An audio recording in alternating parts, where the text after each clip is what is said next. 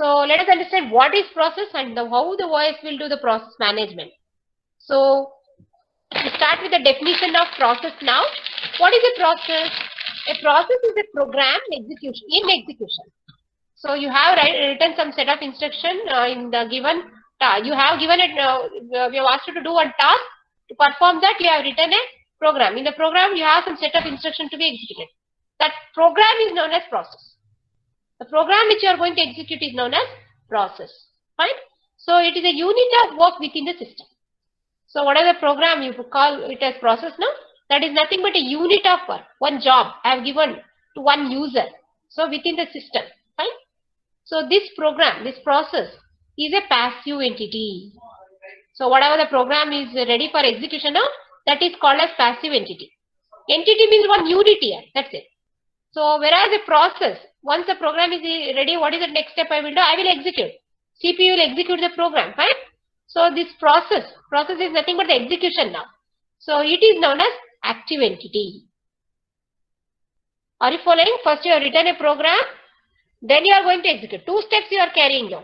First whatever the program you are ready to execute, that is called passive entity. Once you start executing, then it is called active entity. So passive and active together is known as a process. So process needs resources. To complete the job, what are the resources you need? Process needs resources to accomplish its task. You need CPU, you need memory, you need input-output device, you need some files where you can store and retrieve the data to store the program, to store the result. Then you have to initialize the data. All these things are the resources required to start with the given process. What is a process today? A process is nothing but a program in execution. It is a unit of work within the system. A program is a passive entity where process is an active entity. First you write the program, that is called passive entity. Then you start the execution, then you call it as active entity. So passive and active entity together, two steps, is known as process. So process needs resources, following resources. What are those? It requires CPU, it requires memory, it requires input-output device, it requires files, and this is the first step. These are the resources required. Second step, before you start with the execution, you have to initialize that. Process termination requires reclaim of any reusable resources. So once you complete the job, then you can terminate, or you can that's what you can execute in the user mode, kernel mode, all that. So you can reuse the same resource. Next time you can come back and continue with the same job with the same resource, same CPU you can use. Single CPU can execute more than one jobs, fine. So single threaded process has one program counter specifying location of next instruction to execute. So in the beginning I was discussing now when we were talking about interrupts and when we were talking about interrupt handling, interrupt service routine. So I was executing job 1. Before I complete job 1, I want to attend job 3. That what is that I will do at that particular instant of time, whatever I have done up to that step. Say for example, I have given a task to add 10 numbers. I have finished adding 5 numbers. So the result up to that stage and address of the instruction I need to store it before I give the control. So once I do that job, I will attend some other job. Fine.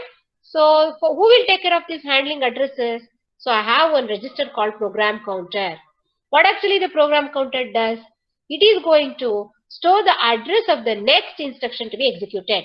So when I come back, which is that next instruction I need to continue with? So program counter will give the details of that. Fine. So for this process executes instructions sequentially. I cannot execute all the instructions at a time. I have to go in a sequential order. So one after the other. I can execute only one instruction at a time. So until the completion of the process.